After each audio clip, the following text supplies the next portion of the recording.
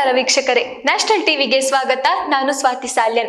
DK Shivakumar ಅವರು ಬೆಂಗಳೂರಿನ ಬಿಡದಿಯಲ್ಲಿ ನೂತನ ಐಟಿ ನಗರ ಸ್ಥಾಪನೆಗೆ ಚಿಂತನೆ ನಡೆಸಿರುವುದಾಗಿ ತಿಳಿಸಿದ್ದಾರೆ. ಜಾಗತಿಕ ಹೂಡಿಕೆದಾರರು ಬೆಂಗಳೂರಿನಲ್ಲಿ ಬಂಡವಾಳ ಹೂಡಲು ಉತ್ಸುಕರಾಗಿದ್ದಾರೆ. ಬೆಂಗಳೂರು ಟೆಕ್ ಸಮ್ಮಿಟ್ ಮೂಲಕ ಕರ್ನಾಟಕದ ತಂತ್ರಜ್ಞಾನ, ಸ್ಟಾರ್ಟ್ಅಪ್ಗಳು ಮತ್ತು ಮಾನವ ಸಂಪನ್ಮೂಲಗಳನ್ನು ಉತ್ತೇಜಿಸಲಾಗುವುದು.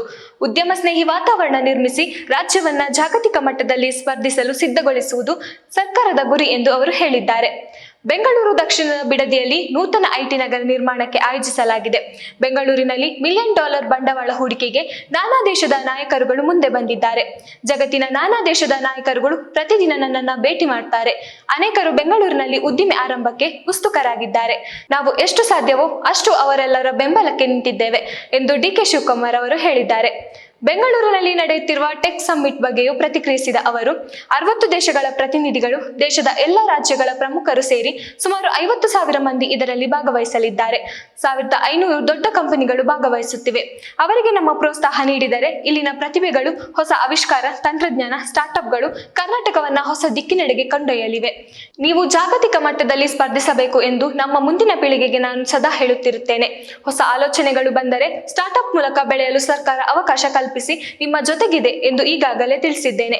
ನಮ್ಮನ್ನ ನಂಬಿ ಬಂದವರಿಗೆ ಉತ್ತಮ ಅವಕಾಶ ನೀಡುವುದು ನಮ್ಮ ಕೆಲಸ. ಉದ್ಯಮ ಸ್ನೇಹಿ ವಾತಾವರಣ ನಿರ್ಮಿಸಲಾಗುವುದು ಎಂದು ಡಿಸಿಎಂ ಹೇಳಿದ್ದಾರೆ. ಐಟಿ ಸಚಿವರಾದ ಪ್ರಿಯಾಂಕ್ ಖರ್ಗೆ ಹಾಗೂ ಕ್ಯೂನಿಕ್ಸ್ ಜವಾಬ್ದಾರಿ ಹೊತ್ತಿರುವ ಶರತ್ ಬಚ್ಚೇಗೌಡರು ಅತ್ಯುತ್ತಮವಾಗಿ ಕೆಲಸ ಮಾಡುತ್ತಿದ್ದಾರೆ. ಅವರ ಜೊತೆ ನಾವೆಲ್ಲರೂ ಇದ್ದೇವೆ. ಬೆಂಗಳೂರಿನ ವಾತಾವರಣವೇ ಎಲ್ಲದಕ್ಕೂ ಅನುಕೂಲಕರವಾಗಿದೆ. 25 ಲಕ್ಷ ಐಟಿ ಪರಿಣಿತರು ಇಲ್ಲಿದ್ದಾರೆ. ನಮ್ಮಲ್ಲಿರುವ ಮಾನವ ಸಂಪನ್ಮೂಲಗಳು ಬೇರೆ ಎಲ್ಲೂ ಇಲ್ಲ. ಈ ಸಮ್ಮೇಳನದ ಮೂಲಕ 3 ದಿನಗಳ ಕಾಲ ಭವಿಷ್ಯದ ಬಗ್ಗೆ ಚರ್ಚೆ ಮಾಡಲಾಗುವುದು. ನಮ್ಮ ಸರ್ಕಾರ ಅಧಿಕಾರಕ್ಕೆ ಬಂದ ಮೊದಲ ದಿನದಿಂದ ಎಲ್ಲಾ ಕ್ಷೇತ್ರಗಳಿಗೆ ಅದರದ್ದೇ ಆದ ನೀತಿ ರೂಪಿಸಿ ಪ್ರೋತ್ಸಾಹ ನೀಡುತ್ತೇವೆ ಎಂದರು. ಹೊಗಳಿಕೆಗೆ ಟೀಕೆ ಎರಡಕ್ಕೂ ಸ್ವಾಗತ ಎಂದಿದ್ದಾರೆ ಡಿಕೆ ಶಿವಕುಮಾರ್. ರಸ್ತೆಗಳ ದುರಸ್ತಿ ಕಾರ್ಯಕ್ಕೆ ಹಲವಾರು ಕಂಪನಿಗಳು ಮೆಚ್ಚುಗೆಯನ್ನು ವ್ಯಕ್ತಪಡಿಸಿರುವ ಬಗ್ಗೆ ಮಾಧ್ಯಮಗಳ ಪ್ರಶ್ನೆಗೆ ಉತ್ತರಿಸಿದ ಡಿಸಿಎಂ, ನಾವು ನಮ್ಮ ಕೆಲಸ ಮಾಡಿದ್ದೇವೆ. ಟೀಕೆ ಮಾಡಿದವರನ್ನ ಸ್ವಾಗತ ಮಾಡ್ತೇವೆ, ಹೊಗಳಿದವರನ್ನು ಸ್ವಾಗತ ಮಾಡ್ತೇವೆ. ಜನಸೇವೆ ಮಾಡುವುದೇ ಮೊದಲ ಆದ್ಯತೆ ಎಂದಿದ್ದಾರೆ. ಇನ್ನಷ್ಟು ಸುದ್ದಿಗಳಿಗಾಗಿ ನೋಡ್ತಾ ಇರಿ ನ್ಯಾಷನಲ್ ಟಿವಿ. ಧನ್ಯವಾದಗಳು.